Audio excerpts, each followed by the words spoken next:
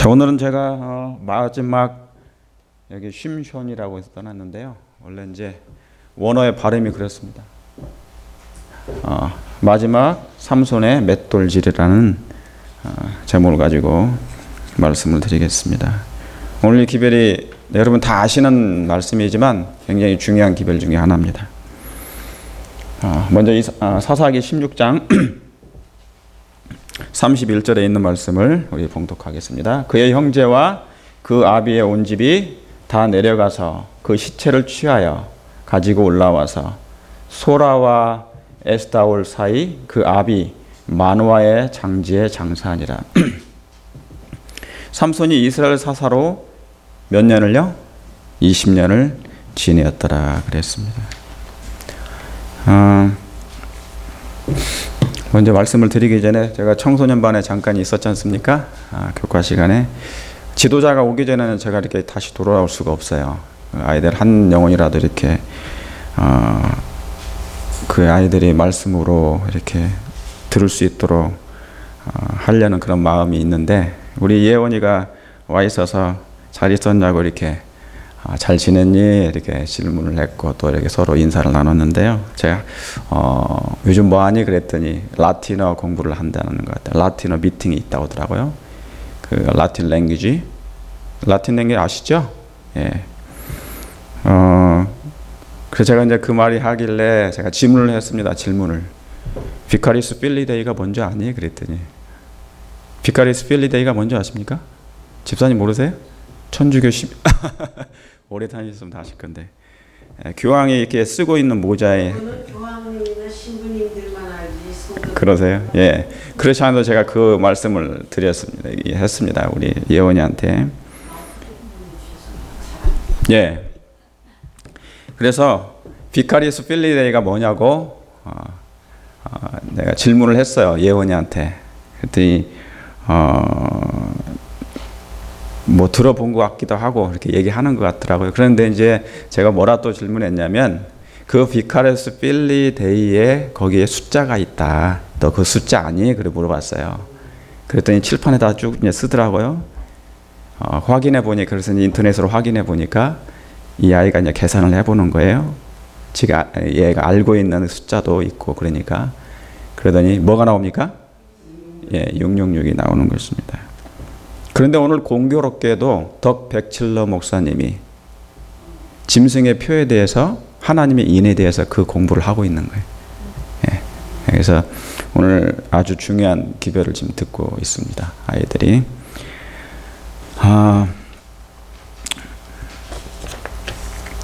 여러분 이 삼손이라는 사람은 소라에서 태어났습니다. 그 뜻이 뭐냐면 태양과 같은 태양의 자녀라는 뜻입니다. 오늘은 그 삼손이 그저 역사적인 한 시대의 사람이 아닌 마지막 시대에 반복될 특별한 영적인 사명이 담겨 있고 그런 기별이 담겨 있는 기별입니다. 오늘 그것을 좀 살펴보도록 하겠습니다. 여러분 성경은 그냥 책이 아니지요. 예, 생명의 책이면서 구원의 책이면서요. 죄의 책이면서 인간을 죄인을 살리는 하나님의 기별입니다. 세상에 이런 영감의 글이 없습니다. 제가 아무리 뒤져봐도 이와 같은 책이 없습니다. 그래서 뭡니까? 모든 성경은 뭐와 같다고 그럽니까? 모든 성경은 누구의 감동으로? 하나님의 감동으로 된 것으로 교훈과 책망과 바르게 함과 의로 교육하게 유익하니 사람을 온전케 한다 그랬습니다. 그래서 모든 성경은 하나님의 감동으로 푸네오라고 합니다. 히브리어로는 이 헬라어로는 푸네오. 다시 말하면 하나님의 불다, 숨쉬다 그런 뜻이에요. 하나님의 감동하심, 호흡을 받은 사람이 기록한 거예요. 하나님의 숨이 들어가 있는 것이 뭡니까? 이 성경이에요. 그러므로 이 하나님의 호흡으로 하나님의 숨이 기록된 이 불어넣으심을 받은 이 성경인 것입니다. 얼마 전에 캘리포니아 사우스 쪽에 있는 한 집이 17년 동안 한 가정이 살았는데요. 그 집이 불로 다 타버렸어요. 그런데 다 탔는데 뭐만 타지 않았냐면 예, 그 침대 곁에 놓았던 이 성경만 겉부분만 거슬렸지 전혀 타지 않았던 것입니다. 다 타버렸어요. 그러면서 이 기사가 나온 것입니다. Family keeping their faith after house fire. 그렇죠? 불이 난 후에도 여전히 믿음을 소유하고 있다는 것입니다. 여러분, 그러니까 뭡니까? 세상에 어떤 것이 불이 탄다 할지라도 하나님의 말씀은 불 속에서도 물 속에서도 뭐하지 않는다는 게 결코 타지 않을 거라는 것입니다. 이 말씀을 이사야 43장에 분명히 기록해 놨습니까? 기록해 놨습니다. 그런데 이사야 43장에는 너희가 불에 들어가든지 물을 건널때든지 강을 건널지라도 내가 뭐 할 것이다. 함께 할 것이다고요. 하나님이 함께 하시겠다면 하시는 거죠. 고린도전서 13장에 사람의 방언과 천사의 말을 할지라도 뭐가 없으면요. 사랑이 없으면 울리는 꽹과리요 소리나는 굴이라 했어요.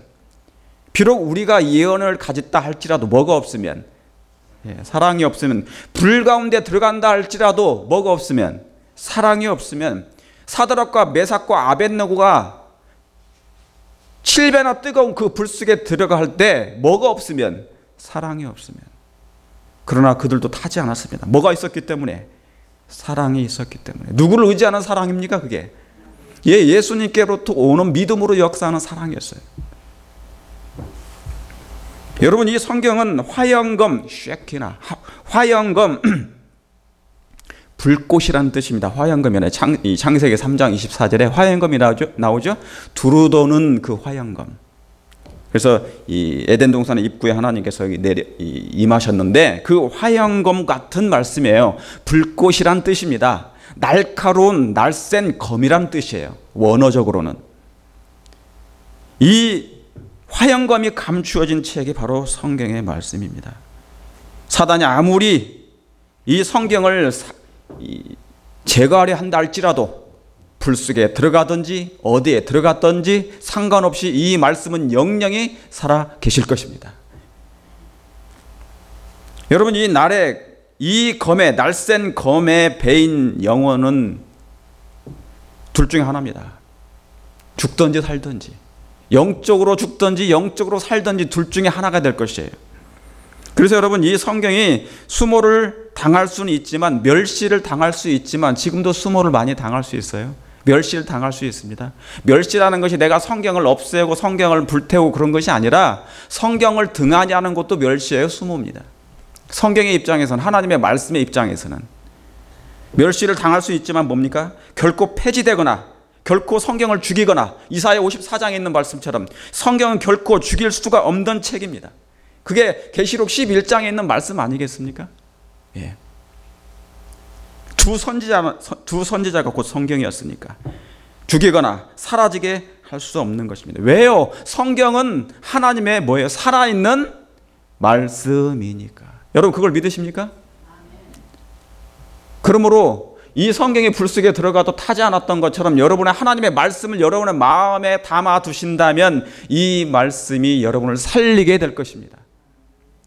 그게 요한복음 8장에 있는 그 말씀이에요.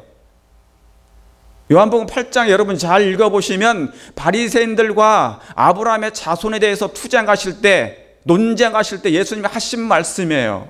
그 말씀을 너희가 믿게 될 때 영원히 죽음을 뭐하지 아니하리라고요? 죽지 아니하리라고 말씀하셨습니다. 여러분, 진리를 이해한다는 것은 굉장히 중요합니까? 진리를 이해한다는 건 중요합니까? understand 한다는 건 굉장히 중요해요. understand, 아래 서 있다는 거예요. 아래 서서 누구를 바라보겠죠.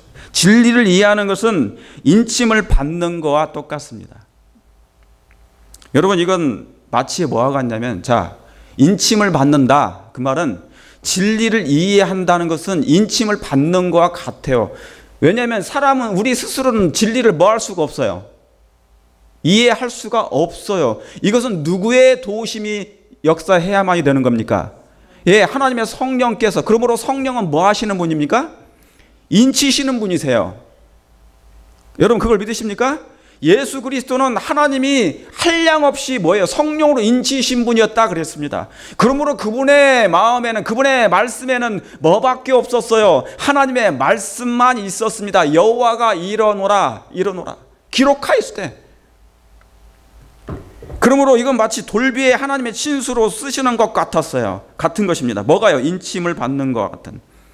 그래서 여러분, 진리는 뿌리를 깊게 내리는 것 같아요. 이해된 진리는, 이해되지 아니한 진리는 결코 뿌리가 내려지지 않습니다. 그래서 나중에 뭐예요? 여러분, 뿌리가 깊이 내린 나무는 흔들립니까?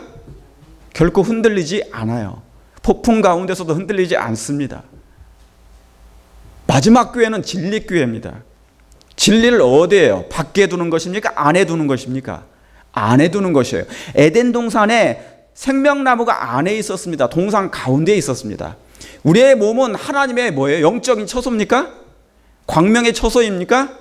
천국이 어디에 있는 것입니까? 아까 우리 집사님 천국에 대해서 말씀하셨지만 천국이 어디 있어요? 하늘에 있는 것이 아니라 우리의 마음 가운데 계십니다. 그게 임시성소라고 하는 것이죠. 임시정부라고 하는 것입니다. 이 모든 말씀을 여러분이 다, 제가 지금 드린 말씀들이 다 중요하고 다 영적인 컨셉이에요. 제가 지금까지 드렸던 이 말씀도 중요하지만 오늘 이 말씀도 되게 중요합니다. 여러분, 노아 홍수가 몇 년에 내렸죠? 여기 그림이 있나요? 노아 홍수가? 자, 노아 홍수가 BC 지금으로부터 몇 년입니까? 여러분 혹시 아실지 모르겠지만 2348년경에 노아 홍수가 내렸어요. 2348년경에 노아 홍수가 왔습니다. 그러니까 여러분 지금부터 약 몇 년인가요? 약 300년 가까이 되죠. 그죠? 예. 약 4300년 전에 노아 홍수가 내렸어요. 그리고 뭡니까? 이미 죄악이 광행했었습니까? 그럼에도 불구하고 죄악이 깊었는데도 항상 사람들의 생각이 뭐 했다는 겁니까? 악했다는 거예요. 그럼에도 불구하고 하나님이 자비를 베푸셨나요? 몇 년을 자비를 베푸셨습니까? 예, 120년 동안 은혜 기간을 주셨어요. 여러분, 2300주야가 끝이 났을 때 그때로부터 지금 뭐예요? 160년이 지났죠. 예, 160년이 지났어요. 하나님께서 우리에게, 이 인류에게 은혜 기간을 주신 거예요. 자, 120년 동안 그 당시의 백성들에게 은혜의 자비를 베푸셨습니다. 다시 말하면 자비의 호소가 계속 있었단 말이죠. 그런데 거절을 당하셨습니까? 예, 거절을 당하신 후 하나님의 진노는 내릴 수밖에 없습니다. 여러분, 거절을 매번 당하잖아요. 하나님은 끊임없이 그들을 구원하기를 원하시지만 거절을 매일 당하고 매 순간 당하고 멸시를 당하게 되면 하나님도 어쩔 수 없이 뭡니까? 그를 구원할 수가 없는 거예요. 왜요? 그 영혼이 누구를 택하는 거였기 때문에 하나님의 그 보호하심을 원치 않는 거예요. 그러니까 뭡니까? 원치 않으니 뭐 하라는 겁니까? 이 보호를 풀어라 그 말입니다. 그가 스스로도 뭐예요? 알고 그렇게 하는 겁니까? 너 모르고 하는 것이잖아요. 그러니까 자기 하는 것을 알지 못한다 했어요. 예수님을 십자가에 못 박았을 때 그 못 박았던 수많은 사람들이 자기들이 하는 것을 무슨 일을 하고 있는지 몰랐다 했어요. 그들이 왜 거절하고 있는지 그걸 모른다 그 말입니다. 그래서 여러분, 하나님은 노아 홍수가 내리기 전에 에덴을 철수하셨습니다. 에덴 동산을 철수시켰어요. 그런데 여러분, 눈에 가시적으로 보였던 그 에덴 동산이 이제는 다시는 볼 수 없었지만 다시 한번 그 에덴이 회복되기 위해서는 뭡니까? 어디서부터 시작돼야 됩니까? 예? 여러분, 이 에덴을 다시 보이지 않는 곳에서 다시 시작돼야 됩니까? 에덴이 뭘 상징했기 때문에요. 우리의 갈 본향이 어디입니까? 에덴이잖아요. 바로 그곳이 천국 아닌가요? 우리의 시조가, 우리 아담이 살았던 그곳, 우리 시조가 나왔던 그곳, 우리가 다시 돌아갈 그 본향이 어디예요? 하늘나라인데 그 하늘나라가 뭐예요? 아담이 살았던 그곳이 하늘나라였어요. 원래는 하나님이 그 새하늘을, 새 땅을 우리에게 허락하실 것인데 이제 뭐예요? 에덴이 더 이상 보이지 않을 때 이 보이지 아니하는 에덴을 다시 한번 시작되는 곳이 있습니다. 그것이 어디입니까? 어디예요? 마음에서부터 시작되는 거예요. 그러니까 이제 보이지 않는 이 에덴은 어디서부터 시작되는 거라고요? 창조하는 거라고요? 마음에서. 그래서 누가복음 17장에는 뭐라고 나옵니까? 누가복음 17장에는 뭐라고 기록되어 있어요? 하늘나라는, 하나님의 나라는 볼 수 있게 임하는 것이 아니요. 그걸 다른 말로 하면 뭡니까? 하나님의 왕국은, 에덴은, 새 에덴은 볼 수 있게 임하는 것이 아니요. 혹 여기 있다고도 하지 않고 저기 있다고도 하지 아니하리니 하나님의 나라는 어디 있다고요? 너희 마음에 있다고요. 그러니까 여러분, 이제 보이는 에덴은 보이지 않습니다. 그러나 보이지 않게 시작됩니다. 그 에덴은 우리의 마음 가운데, 예수님을 영접한 사람들의 심령 가운데 그 에덴이 시작되고 재창조되고 있다, 그 말입니다. 여러분, 그것을 이해하시길 바랍니다. 자, 노아 홍수가 왔어요. 여러분, 여기서 한 가지 제가 팁을 드립니다. 하나님은 왜, 어떻게 인간의 수명과 체력을 작게 하셨을까요? 하나님은 왜 인간의 수명을 단축시켰습니까? 여러분, 사람이 오래 사는 건 어때요? 죄로 오래 사는 것은 누가 더 고통스럽다고요? 내 자신이, 제가 부모면 자식이 병들었어요. 그럼 오랫동안 이 아이가 고통당하면서 영생하는 것이 좋겠습니까? 아니면 빨리 예수님 믿고 잠드는 게 좋겠습니까? 예수님 믿고 잠드는 게 좋죠. 그죠? 고통은, 영원히 고통하는 것은 하나님의 마음에 견딜 수 없는 거예요. 사랑이 있는 한. 그래서 여러분, 죄로 고통 중에 오래 사는 것은 하나님의 뜻과 부합돼요. 일치가 안 되는 것입니다. 그래서 하나님은 인간의 수명을 뭐예요? 단축시키셔요. 그러면 이유는 알았어요.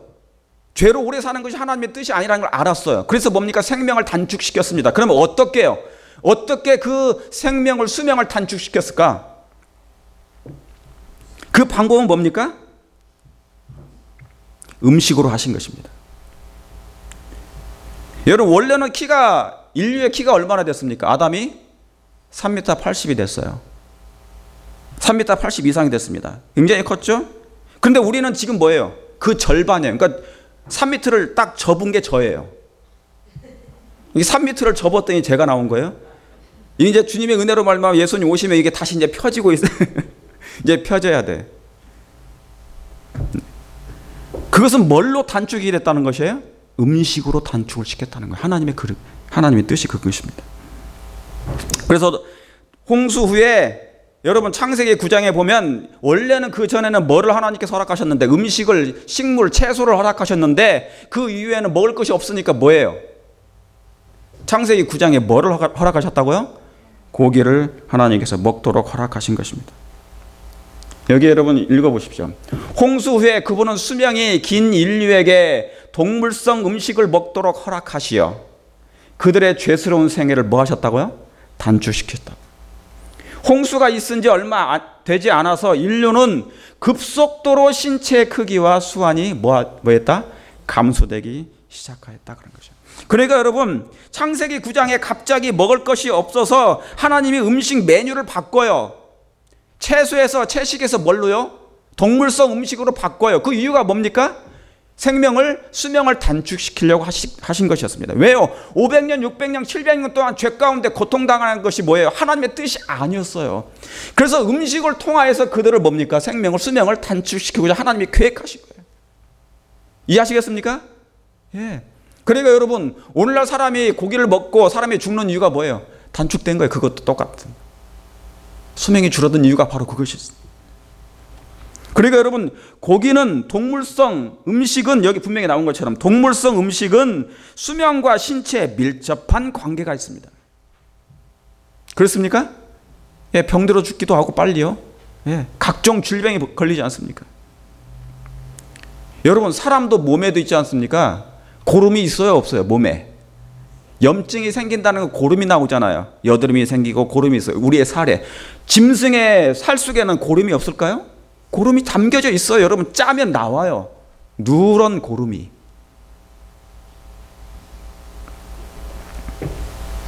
여러분, 자, 이제 부조 시대를 지납니다.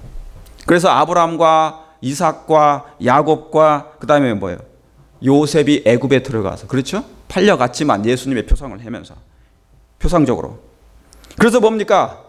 이제 요셉이 창세기 50장에 요셉이 죽고 야곱의 아들들이 몇 명이 애굽에 들어갑니까? 70명이 들어가요. 70명이. 다시 말하면 이스라엘 백성이 애굽으로 이민을 가는데 몇 명을 데리고 간다고요? 처음에는 12명이었다가 12명의 자녀가 있었죠. 12명이 들어갔다가 나중에는 몇 명이 들어가는 겁니까? 70명이 애굽에 들어가서 이민 생활을 시작합니다. 여러분, 여기에 기록된 이 12명과 70명은 그냥 기록된 게 아니에요. 이것은 여러분 예수님이 12제자를 선택하시고 70인을 선택하신 하나의 표상적인 것입니다. 뭐라고요? 누구를 표상한다고요? Type of Jesus Christ. 예수님을 표상하는 거예요. 그냥 기록된 게 아니에요. 그 야곱이 무슨 의미가 있습니까? 만약에 성경에 야곱에 대해서 개인적인 기록을 하려면 그게 무슨 의미가 있고 12자녀가 무슨 의미가 있습니까? 왜 굳이 70명이 들어가냐 그 말입니다.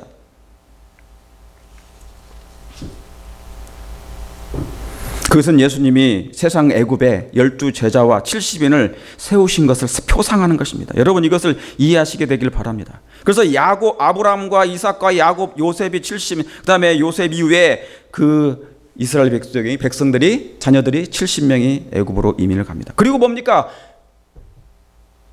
새로운 임금이 등장하죠. 애굽에. 누굽니까? 바로였어요. 원래 누구를 알지 못하는 바로입니까? 첫 요셉을 알았던 그 바로는 누구를 알았는데? 하나님을 알았어요. 그는 요셉을 통하여 하나님을 영접한 사람이었습니다. 다시 말하면 개종했어요. 어떤요? 애굽의 그 왕은. 그러니까 여러분 나중에 예수님 오실 때 바로가 부활하면 우리가 볼 수 있는 것입니다. 그가. 누구를 통해서요? 요셉을 통하여. 그러므로 여러분 하나님께서 우리를 각 개인을 두신 이유는 우리의 생애를 통하여 하나님을 뭐예요? 하나님께 영광을 돌릴 수 있습니까? 그 목적이에요. 원래는. 그런데 그 바로가 죽자 요셉을 알지 못하는 왕이 등장합니다. 그게 누굽니까? 그도 바로예요. 그도 또 다른 바로인데 사실은 누굽니까? 사단을 상징하는 거예요. 왜요? 그런데 여러분 요셉을 알지 못한, 다시 말해 하나님을 모르는 왕이 다 등장한 겁니다. 하나님을 모르는 왕이 등장해요. 왜 그럴까요, 여러분? 그가 왜 등장했을까? 그건 누굴 상징한다고요? 그 바로는 사단을 상징하는 거예요. 왜요? 사단의 목적이 뭡니까? 누구를 멸망시키는 겁니까? 하나님의 형상을 가진 백성들을 제거하고자 하는 목적이 그의 목적이에요. 자, 12명과 70인이 들어갔어요. 그렇죠? 그런데 모세가 태어날 때 몇 살 이하는 다 죽이려고 합니까? 2살 이하. 이 말이 무슨 얘기예요? 사단의 목적은 누굴요? 요셉을 알지 못하는 또 다른 바로가 나타났다는 것은 사단이 나타난 것이고, 사단이 뭐예요? 그 하나님의 형상을 가진 그 모세를 죽이려고 하는 것입니다. 그 모세가 누군데요? 12자녀, 여기 12자녀 70인 입애굽. 자, 고린도후서 4장 4절에 뭐예요? 그리스도는 하나님의 뭐니라? 형상이지나. 그리스도는 하나님의 형상이니라. 제가 요즘에 계속 성경 연구식으로 제가 지금 합니다. 조금씩 여러분이 영적인 컨셉을 좀 가지시라고 깊이 있는 성경 공부를 다시 반복하는 거예요. 그리스도는 하나님의 형상이니라. 그러니까 사단의 목적은 모세를 죽이려고 하고 이스라엘 백성을 죽이려고 하는 목적은 뭐예요? 하나님의 형상을 가진 백성들을 뭡니까? 제거하려고 하는 것입니다. 거기에 1차적인 목적은 누구예요? 예수님을 죽이려 하는 것입니다. 왜요? 그리스도는 하나님의 형상이었으니까. 그래서 2살 이하의 모든 남자는 사내 야인은 다 죽이려 했던 것처럼 또 언제 그랬나요? 예수님 초림하실 때, 태어나실 때 뭐예요? 2살 이하의 모든 남자들은 다시 뭐예요? 다 죽이려 했던 것입니다. 다 죽였습니다. 그러니까 뭡니까? 이 출애굽기 속에 사복음서가 들어가 있는 거예요. 그러니까 여러분 출애굽기를 볼 때 그냥 출애굽의 역사적인 것만 보지 마시고 뭐를 봐야 된다? 그리스도의 아름다운 모습을 봐야 된다. 그분의 역사를 보셔야 된다. 그 말입니다. 여러분 이 일은 마지막 때 반복됩니까? 예. 자, 지금 두 번째예요. 그렇죠? 출애굽, 애굽. 예수님도 애굽에서 나왔나요? 죽이려 할 때 엄마 아빠가 마리아와 요셉이 애굽으로 갔다가 다시 나왔습니까? 모세도 그랬습니까? 모세도 애굽으로 들어가죠. 다시. 예, 다 그 표상이에요. 그러니까 모세를 보지 말고 누구를 봐야 된다? 그 이상에? 그 넘어. 예, 예수님을 보셔야 된다. 그 말입니다. 그러면 출애굽기 볼 때 마태복음으로 가서 그걸 연구를 같이 하셔야 된다는 거예요. 아, 이 말씀이 그 말씀이구나. 저는 성경을 연구할 때 탄식을 많이 합니다. 도대체가. 그러니까 뭐를요? 하나님의 성령으로 뭡니까? 사상 영감으로 기록된 이 말씀이기 때문에 진리의 보화를 발견할 때 진리를 이해함으로 우리의 마음에 인치신다 그 말입니다. 여러분, 인침을 받는 그 진리는 결코 뭐예요? 지워지지 않아요. 지워지지 않습니다.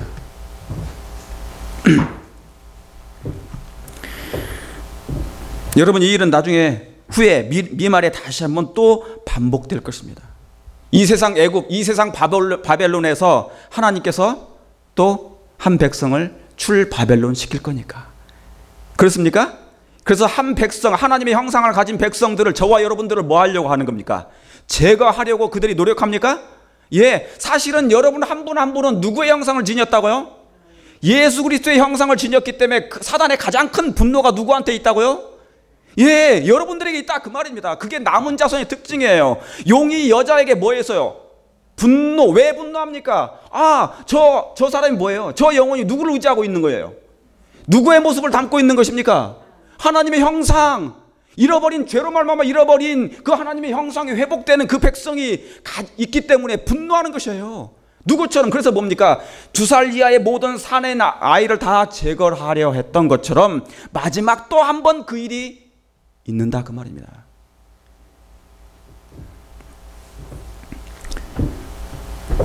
그리고 여러분, 이제 모세를 하나님께서 세우시고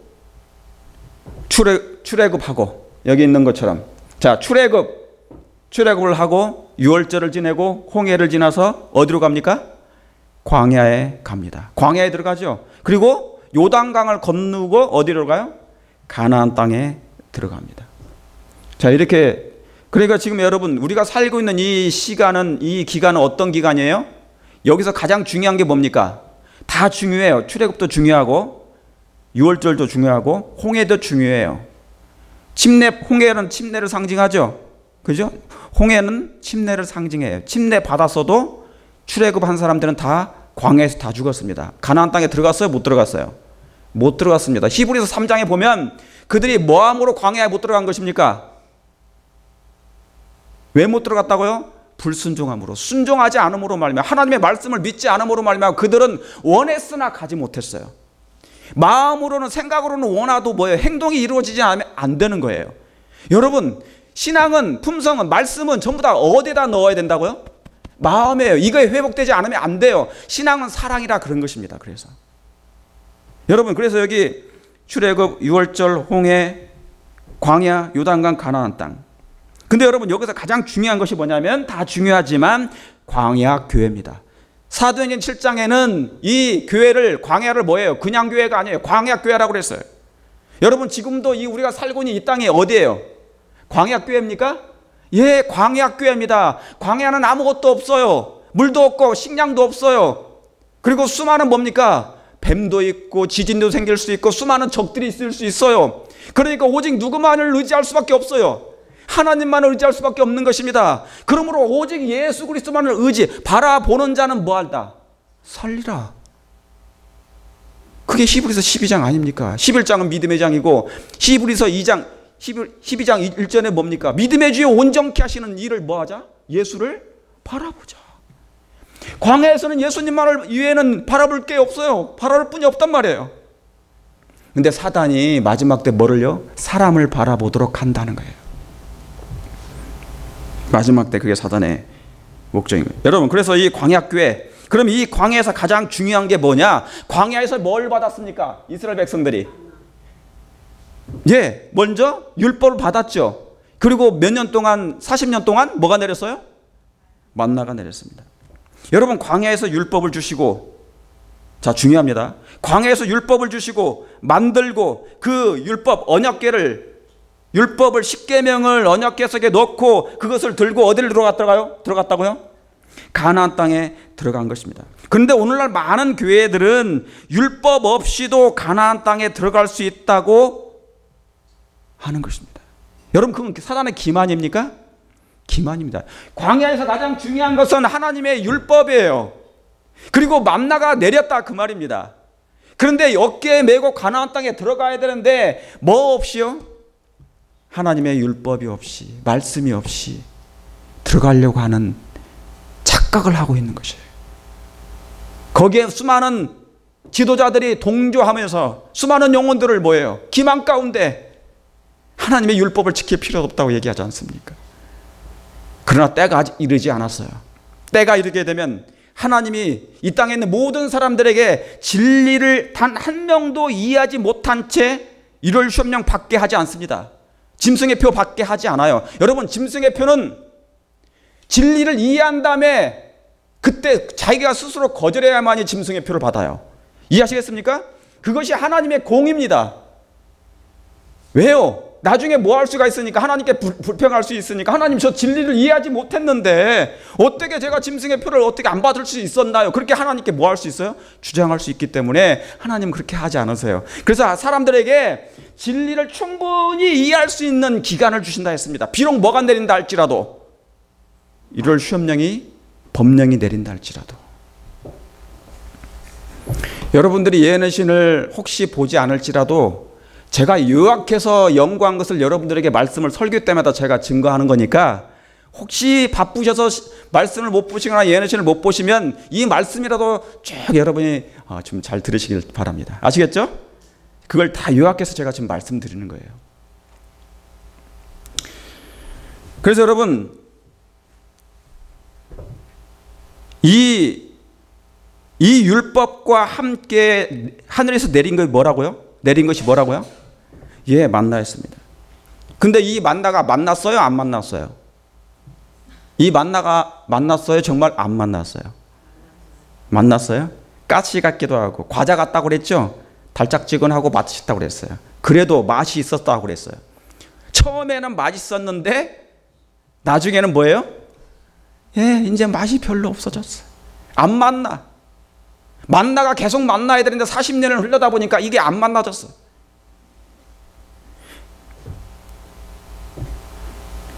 여러분, 엄마가 심혈을 기울여서 반찬을 했는데 아이들이 불평해요. 여러분, 온 우주의 하나님, 온 우주의 어머니가 누구십니까? 우리 하나님이세요. 그분은 이 땅에 있는 모든 영혼들에게 가장 아름다운 영양분을 가지고 있는, 그 당시에 이스라엘 백성들에게 최고의 영양분을 만들어 주셨나요?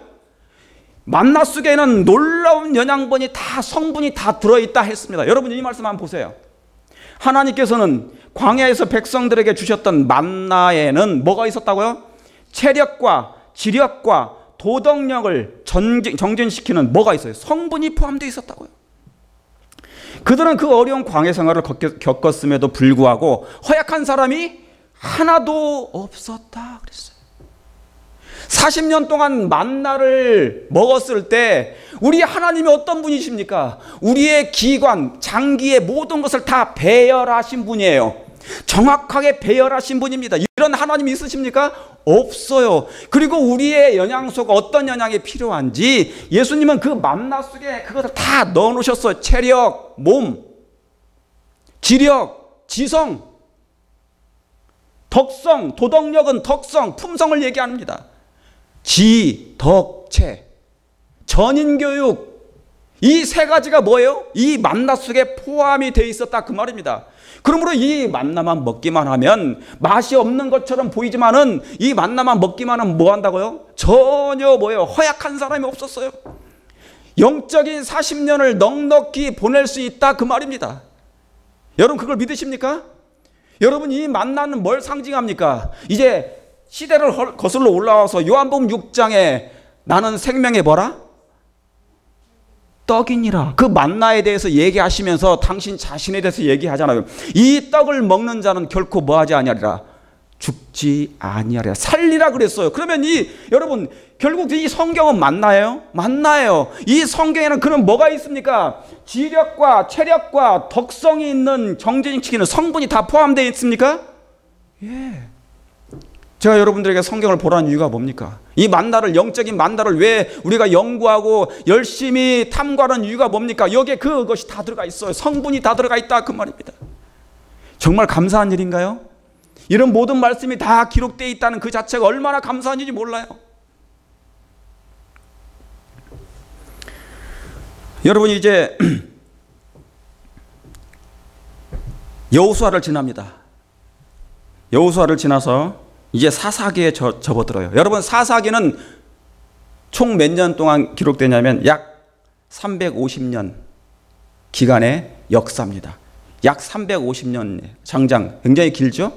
약 350년 기간 동안에 기록된 이 사사기인데 그러니까 사사기에 나오는 그 마지막 사사가 있습니다. 여러분 사사기는 총 몇 명의 사사가 있냐면 자, 이 당시에는 뭐가 없었습니까? 사사기 당시에는 누가 없었어요? 왕이 없었어요. 신정 시대입니까? 예, 하나님이 통치하던 시대입니다. 그런데 이제 여호수아의 가나안 땅에 이스라엘 백성이 들어가서 이제 정복하는 그 즈음에 이 사사기에 접어들었어요. 왜냐하면 여호수아도 다 죽었어요. 그러니까 특별한 지도자가 없었습니다. 그리고 왕도 없었고요. 그래서 뭐냐면 하나님께서 뭐를 세우신다고요? 사사를 세우셨는데 그 사사라는 게 뭐예요? 저주스. 다시 말하면 재판자, 재판하다, 통치하다, 다스리는 그런 사람들이 있었어요. 이해하시겠습니까? 그 사사들이 총 16명이었습니다. 그러니까 그런데 그게 누구까지 포함되냐면 엘리와 사무엘까지 포함되는 것이 총 사사예요. 그게 마지막 사사인데 사사기에 나오는 사사는 마지막 사사는 누구냐면 삼손입니다. 이해하시겠습니까? 예, 사사기까지 나오는 사상은 마지막 사사는 곧 삼손이에요. 그러니까 여러분 삼손은 사사기에 나오는 마지막 사사예요. 여러분 삼손의 손이 몇 개입니까? 6개예요. 삼손이 몇 개라고요? 손이? 예, 제가 그냥 재밌게 했어요. 삼손이 손이 3개죠, 그죠? 예. 아직도 이해를 못 하시는 분이 계십니다. 예. 근데 여기 사사기 13장 2절에 소라 땅의 단지파의 가족 중 마누아라 이름하는 자가 있더라. 그 아내가 잉태하지 못함으로 생산하지 못하였더니. 그러니까 뭡니까? 삼손은 태생이 어디입니까? 소라 태생이에요. 그의 고향이 소라예요. 여기서 태어났습니다. 그리고 그의 아버지는 누구예요? 마노아. 그의 어머니는 이름이 안 나오지만 뭡니까? 아내가 그 당시에 잉태하지 못했었어요. 그러니까 삼손을 태어나기 전 얘기입니다. 잉태하지 못한 그 시대를 얘기합니다. 여러분 여기 밑에 나오나요? 예. 삼손은 어느 지파에서 여러분 아십니까? 여기 뭐라고 써 있어? 안 써 있습니까? 여기 뭐라고 써 있습니까? 소라 땅에 무슨 지파예요? 단지파라고 나와 있죠. 예, 그러니까 뭐냐면 결국은 뭡니까? 삼손은 단지파에 속한 사람이었어요. 단지파. 근데 문제는 이 단지파의 조상이 단은 조상이죠, 그죠? 예, 그 단지파의 자손들은 있고 이 자손들의 조상은 단이에요. 그럼 그건 누굽니까? 야곱의 12자손 중에 한 사람이죠. 그게 누구예요? 단이라는 사람이에요. 여기 창세기 49장의 17절에 단에 대해서 그런데 예언한 게 나와요. 단에 대해서 예언했어요. 단 지파에 대해서. 단은 이스라엘의 한 지파같이 그 백성을 뭐하리로다? 심판하리로다. 여기까지는 좋아요. 그런데 뭡니까? 단은 길의 뱀이요 첩경의 독사로다. 말굽을 물어서 그 탄자로 뒤로 뭐하게 하는 자예요? 뒤로 떨어지게 하는 자. 그러니까 뭡니까? 이 단이 영적인 표상을 하는 거 보니까 뭐예요? 그들의 상징하는 게 뭐예요? 단은 독사예요. 말 타고 가는 그 말의 뒤꿈치를 물어가지고 이 말에 탄 사람들을 떨어뜨리게 하는 그 역할을 하는 게 단의 역할이라 그 말입니다. 그러니까 좋은 예언입니까? 아니면 나쁜 예언이에요? 나쁜 예언이에요. 나쁜 예언인 것입니다. 말 탄 자로 뒤로 떨어지게 하는 그도 그럴 것이 여러분 이 단지파 중에 한 사람이 있는데 그 사람이 미가라는 사람이 있었습니다. 미가라는 사람이 있었는데 그의 어머니가 뭐를 했냐면 신상을 만듭니다. 단지파 중에 한 사람이 미가가 있었는데 그의 어머니가 신상을 만들어서 신당에다가 그것을 섬겨요. 놓고. 그러니까 뭡니까? 하나님을 섬기지 않았다는 얘기입니다. 그러므로 이 단지파의 예언대로 미가의 후손은 뭐예요? 결국 뭡니까? 하나님을 떠나서 하나님을 배도하고 뭐예요? 다른 신을 섬겼다는 걸 얘기하는 것이에요.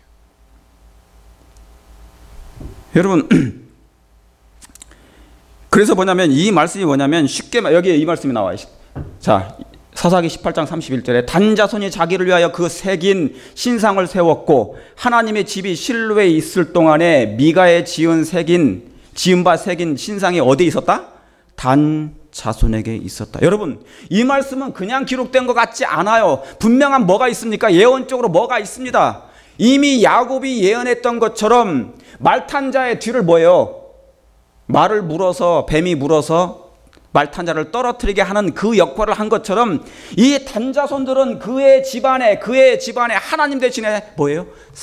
다른 신을 섬겼다는 걸 얘기해요. 우상을 숭배했던 것입니다. 여러분, 이런 결과로 다시 말하면 오늘날로 말하면요, 교파를 하나 세웠어요. 교주가 된 것입니다. 다른 아들 중에 제사장을 다른 사람을 세워버린 것이. 여러분, 이 일로 이런 결과로 어떻게 된 줄 아십니까? 여러분, 계시록 14장에 보면 14만 4천이 나옵니까? 안 나옵니까? 나오죠. 그러죠? 14만 4천인 그 인침을 받은 14만 4천인 중에서 단집하는 이 일 때문에 제외를 당합니다. 다시 말하면 구원받은 무리에서 이 지파는 뭐예요? 없어져 버려요. 무슨 죄 때문에? 10계명 1장 1절에 뭐야? 10계명 중에 첫째 계명이 뭡니까? 나 외에 다른 신들을 섬기지 말라는 그 죄를 범함으로 말미암아 그들은 뭐예요? 영원히 끝나버려요. 첫 단추를 잘못 깨면 다 잘못 깨는 거예요.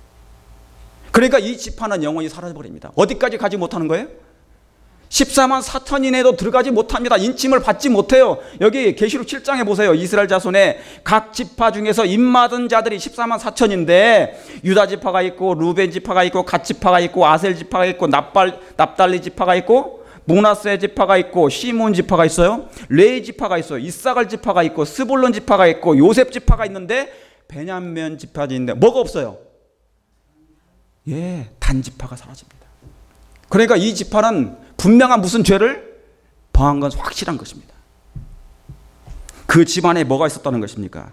이 신상이 있고 그 신을 섬겼다는 것입니다. 그런데 여러분, 이 단지파 중에서 삼손은 좀 달랐어요.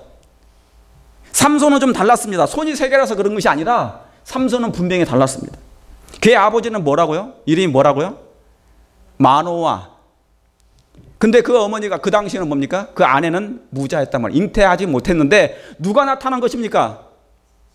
여러분이 사사기 13장에 보면 그 아내가 잉태하지 못했는데 그때 여호와의 사자가 나타났다고 했어요. 그리고 내가 내게 아들을 줄 건데 그 아들을 뭐예요? 나실인, 그렇죠? 특별하게 구별해서 기르라 그런 것입니다. 여러분이 한번 시간이 되셔서 성경을 공부 한번 해보세요. 특별히 어디를 보시냐면 사사기 13장을 여러분이 한번 읽어보시면 거기에 무슨 말씀이 기록되어 있는지, 그 여호와의 사자가 누구인지, 그 마노아와 그 아내를 만난 그 여호와의 사자가 누구인지 여러분이 한번 확인해 보시기 바랍니다. 거기에 뭐가 나온 줄 아십니까? 하나만 제가 힌트를 드리면 거기 물어봐요. 당신의 이름은 뭐냐고 자꾸 물어봐요. 그러니까 그 여호와의 사자가 말을 해줍니다. 나의 이름은 기묘자라고 그래요. 여러분, 기묘자가 어디서 들어본 말씀이 아닙니까? 누굽니까? 예수님이 했어요. 그분은 기묘자였어요. 그러니까 뭡니까? 마노아에게 나타나고 그 아내에 나타난 그 사람은 누구예요? 여호와의 사자는 예수 그리스도입니다. 예수 그리스도입니다. 여러분, 어떻게 하나님이 인간을 만나셔서 그 태를 여시는 문제를 얘기합니까? 아브라함에게도 그랬지만. 그러니까 여러분, 이 삼손은 인간에게 태어난 것이 아니고 누가 주신 겁니까?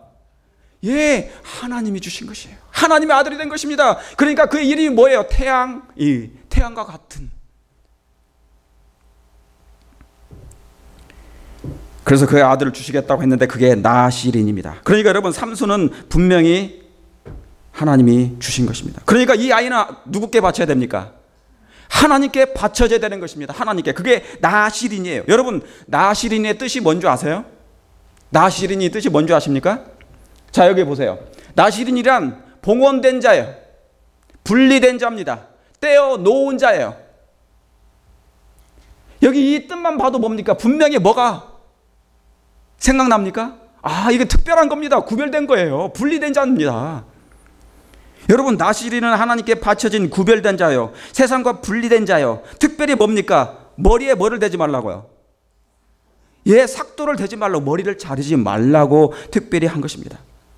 여러분, 이건 그런 면에서 사실은 이 우리 재림교회하고 이 남은교회라고 하는 이 재림교회하고 특징과 비슷합니까? 여러분, 우리 교회는 정말 세상과 분리되어야 됩니까? 우리 교회는 정말 진리가 분리됐고 품성이 분리됐고 구별된 백성들입니까? 그게 나시린이었어요. 저와 여러분은 예수님을 개인의 구주로 영접하고 특별히 하나님께 드려진 봉헌된 하나님의 백성들입니까? 여러분, 나시린이 특별한 게 아니에요. 이 삼손만 나시린이 아니라 예수님을 개인의 구주로 영접하고 특별히 우리는 하나님께 바쳐진 백성들입니까? 그렇죠. 우리는 술을 먹어요, 안 먹어요? 안 먹어요. 담배를 핍니까? 안 펴요. 왜요? 독주나 포도주나 담배를 피지 말라고 그랬어요. 특별히 뭐를 자르지 말라고요? 머리에 삭도를 대지 말라 했어요. 여러분, 이 말씀에는 놀라운 뜻이 있는 것입니다. 다시 말하면 이 세상 가운데, 채석장 가운데서 뭐예요? 하나님이 딱 떼어 놓았다, 그 말입니다. 누구를요? 삼손을. 또 누구를요? 저와 여러분을요. 재림교회는 떼어놓은 하나님의 구별된 백성입니까? 정말 그렇게 믿게 되길 바랍니다. 아니, 그렇게 생애를 해야 돼.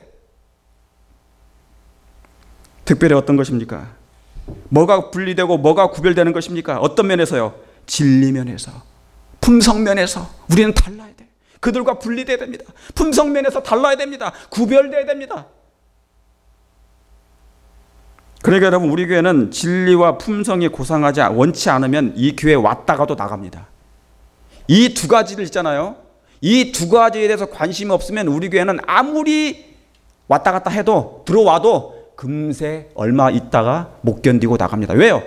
그들이 추구하는 것이 진리가 아니면, 진리를 사모하지 않으면 우리 교회는 못 들어오게 되어 있습니다. 왜요? 우리 교회의 특징이 뭐예요? 나시린이에요. 영적으로. 세상을 사랑하는 사람은 이 교회에 오래 머물 수가 없게 되어 있는 교회의 특징이 있는 것입니다. 특별히 뭐에 대해서요? 품성에 대해서. 그러니까 품성에 하다가 마음에 안 맞으면 나가는 거예요. 오래 버티지를 못해. 그러므로 여러분, 재림교회는 마지막 나시린이 되는 것입니다. 여러분, 그래서 이 삼손은 뭐예요? 삼손은 머리를 자르지 말아야 됩니다. 삭도를 대면 안 되는 것이에요. 왜요? 머리에 힘이 있어서 그런 것입니까? 머리에 힘이 있는 게 아니에요. 하나님이 그렇게 뭐 하지 말라고 했습니까? 명령하셨어요. 다시 말하면 언약의 말씀이 곧 법이었습니다. 다시 말하면 이 삼손의 머리는 하나님의 뭐였다고요? 법이었어요. 언약이었습니다. 율법이었어요. 이걸 자르면 안 되게 돼 있었단 말입니다. 만약에 이걸 자르게 되면 힘이 바로 없어지게 돼요. 여러분, 제가 지금 드리는 말씀 너무너무 중요한 말씀이에요. 그러니까 그의 머리는 하나님의 언약이며 하나님의 율법이었습니다. 그걸 어기면 그는 힘을 즉시로 잃어버리게 됩니다. 여러분, 어떤 유혹이 와도 머리는 손대면 안 되는 것이었어요. 창세기 2장 16절에 다른 건 다 먹되 선악을 알게 하는 나무는 뭐 하지 말라? 먹지 말라. 그 말씀과 동일한 언약의 말씀입니까? 말씀이에요. 삼손에게 주신 이 머리는 그냥 머리가 아니었어요. 하나님의 언약이었으며 율법이었으며 말씀이었으며 선악과였습니다. 이걸 손대면 안 되었단 말입니다. 왜요? 그게 선악과였으니까. 그래서 여러분 이 말씀을 이해하시길 바랍니다. 그래서 머리를 자르면 율법을 어기는 것이었습니다. 이건 선악과를 따먹는 것 같아요. 만약에 머리를 자르잖아요. 그러면 선악과를 따먹는 것과 똑같아요. 율법을 범하는 것과 똑같아요. 남은 자손의 특징이 뭡니까? 나시린이에요.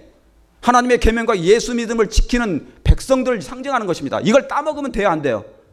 선악과는 머리에 얹혀진 것입니다. 삼손의 머리에 선악과가 얹혀진 거예요. 하나님의 율법이었단 말입니다. 이걸 자르면 안 돼요.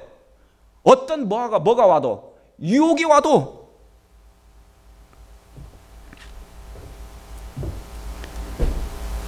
하와 같은 그런 죄를 만약에 이것을 자르게 되면 범하게 되는 것입니다. 그러니까 여러분, 하나님은 아담에게 선악과를 주신 것처럼 삼손에게 뭐를 주신 거예요? 그 머리를 주신 거예요. 그게 하나님의 율법이었으니까. 선악을 알게 하는 나무였으니까. 이거 그거 아닙니까? 이 머리건은 곧 선악과였습니다. 하나님의 이게 뭐예요? 율법이었습니다. 그러니까 이 율법은 뭐예요? 이 율법은 뭐 할 수 없어요. 자르면 안 돼. 그게 나시린이의 특징이었단 말입니다. 그런데 여러분, 여기서 누가 머리를 잘랐습니까? 삼손을 꼬신 여자가 누굽니까? 예. 사사기 16장 뭐예요? 1절이 아닙니다. 사사기 16장에 보면 날마다 그를 재촉하여 졸음에 삼손의 마음이 뭐예요? 번뇌하여 죽을 지경이다 그래서 번뇌하여 죽을 지경이다. 여러분, 이 말씀을 그대로 핀셋으로 찝어가지고 말세에 넣어놓으시면 됩니다. 마지막 때 사건이에요. 자, 사단은 결코 유혹하는 일에 멈추는 일이 없습니다. 사단은 결코 포기하지 않습니다. 뭐를 하는 일이에요? 유혹을 하는 일에, 덫을 놓는 일에, 날마다 조르는 일에 뭐를 하도록요? 삼손의 머리를 자르게 하는 일에, 삭도를 대는 일에 그는 뭐예요? 결코 쉬는 일이 없어요. 그에게는 휴가가 없습니다. 결코 그는 휴가가 없어요. 그는 조퇴라는 게 없어요. 이 드릴라는 끊임없이 누굴 들들 볶았다고요? 삼손을 들들 볶았어요. 머리를 좀 내놔라. 꼭 누구와 같습니까? 이 드릴라는 사단이 보낸 뱀이에요. 뱀. 창세기 3장에 있는 그 뱀이었어요. 그래서 뭡니까? 하와를 꼬셨습니다. 나 이거 먹어보니까 괜찮아. 선악과 먹어보면 괜찮은데 왜 안 먹니? 너도 하나님처럼 될 수 있다는 그 말이었어요. 날마다 삼손을 말로 그를 재촉하니 졸음에 그의 마음이 뭐예요? 번뇌하여 죽을 지경이에요. 여러분, 마지막 때 사단이 이런 유혹이 있습니까? 다니엘 12장에는 뭐라고 나와 있습니까? 그가 장막 궁전을 바다와 영어로 땅 사이에 그걸 세워놓는다고 했습니다. 이게 바로 뭐예요? 번뇌하여 죽을 지경입니다. 많은 사람들이 뭐예요? 지금 유혹거리가 너무너무 많아, 이 세상에. 그러니까 뭡니까? 머리를 자르고 싶어. 자, 머리를 막 갖다 들이대. 그는 유혹하고 멸망시키는 일에 결코 졸지 않습니다. 조퇴가 없습니다. 그러므로 여러분 깨어있게 되기를 간절히 바랍니다. 여러분, 앞으로 제2의 드릴라가 나타날 것입니다. 그는 뭐 하려고요? 머리를 깎게 하려고. 율법을 뭐예요? 범해도 괜찮다고 얘기할 것입니다. 하나님의 말씀을 뭐예요? 무시해도 괜찮다고 얘기할 것입니다. 세일해 준다고 머리 깎으러 오라고 할 거예요. 그런데 벌써 제레미야 안에도 삭도를 대는 일이 생기고 있습니다. 머리를 자르라고 오히려 스스로 들이내면은 사람들도 생겨나고 있는 것입니다. 여러분, 하나님의 율법을 범하면 환란이 옵니다. 저주가 와요. 그게 창세기 3장이었습니다. 그러니까 이 말씀들은 전부 다 뭐예요? 창세기 3장에서 있는 말씀을 그대로 그냥 옮겨놓은 거예요. 내용만 다를 뿐이에요. 계시록까지 갑니까? 계시록까지 가요. 성경을 전체를 관통해 보니까 다 그 내용이에요. 이게 선악의 싸움이 그래요.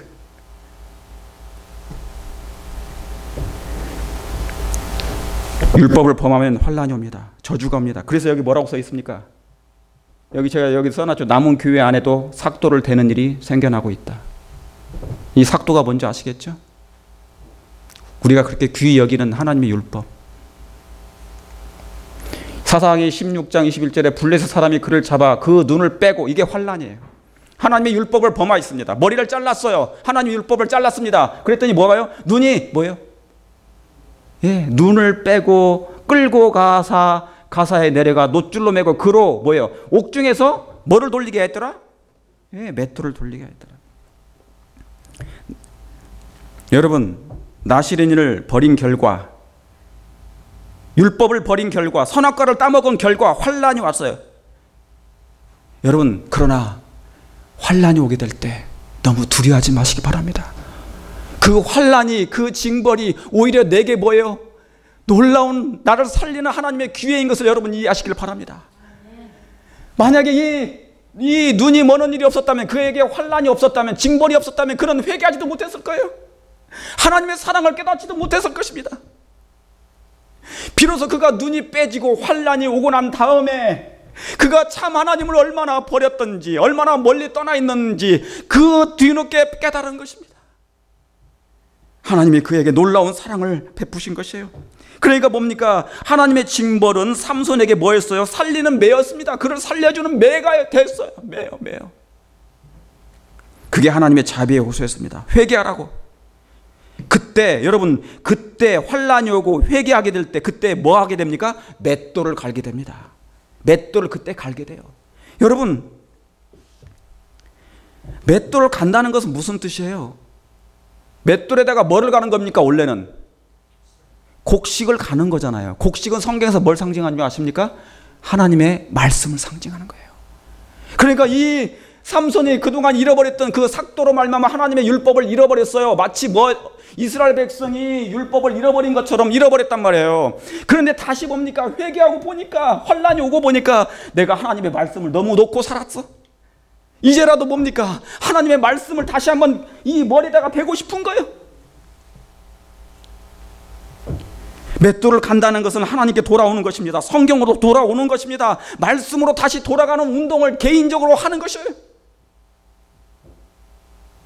여러분, 맷돌질은 기도하며 회개하여 성경을 깊이 연구하는 일로 돌아가게 될 것입니다. 그게 누가 했어요? 삼손이 그랬습니다. 마지막 삼손은 바로 그런 백성들이 아닙니까? 우리 교회는 거기서 나온 백성이에요. 그래야 다시 머리가 자라기 시작합니다. 그래야 끊어졌던 삭도가 됐던 그 머리가 다시 자라게 될 것입니다. 어디에서? 우리의 마음에서. 여러분, 머리는 하나님의 율법이었으니까 우리의 마음에서 그것이 다시 자라게 될 것입니다. 그 머리는 율법이니까 우리의 마음에 새겨진다, 그 말입니다. 말씀이 회복되고, 말씀이 회복을 의미합니다. 하나님의 율법이 마음의 회복을 의미합니다. 근데 마지막 때 이 뭐가요? 맷돌 소리가 적어진대요. 여기 보세요. 그의 머리털이 밀리운 후에 다시 자라기 시작하니라. 여러분, 우리의 품성이 마음에서 자라고 있습니까? 장성한 분량에 이르기까지 자라고 있나요? 성령을 통하여 우리의 마음에 유계신비의 하나님의 법이 기록되고 있습니까? 자라기 시작하니라. 저는 성경을 보면서 너무나 놀라운 기별이 다 숨어 있어요. 영적인 기별이. 제가 그래서 성경을 뗄 수가 없는 거예요. 전도서 12장 3절에 이 말씀을 읽고 오늘 마치겠습니다. 너 청년의 때 곧 공고한 날에 이르기 전 나는 아무 낙이 없다고 할 때가 가깝기 전에 너의 창조자를 기억하라. 해와 빛과 달과 별들이 어둡기 전에, 비 뒤에 구름이 다시 일어나기 전에, 그런 날에는 집을 지키는 자들이 떨 것이며 힘 있는 자들이 구부러질 것이며, 여기 뭐라고 나와 있어요? 맷돌질하는 자들이 적음으로 그칠 것이니라. 사랑하는 성도 여러분, 어떤 유혹이 있다 해도 머리는, 율법은, 선악과는 따먹지 않게 되길 바랍니다. 자르지 않게 되길 바랍니다. 자르지 마십시오. 여러분의 머리를 그에게 주지 마십시오. 눈이 먼다 할지라도, 혹시 우리가 나시린이, 여러분이요, 죄를 범해서 나시린이 되어 눈이 멀어도 그때 맷돌질을 다시 하시게 되길 바랍니다. 맷돌질을 하여서 머리가 다시 자라게 될 것이에요. 그러면 예수님이 우리를 다시 한번 마지막 때 사용하실 것입니다. 그래서 죽을 때, 우리의 죽을 때 수많은 영혼들이 하나님께 돌아올 걸 확신하면서 오늘 말씀을 줄이겠습니다.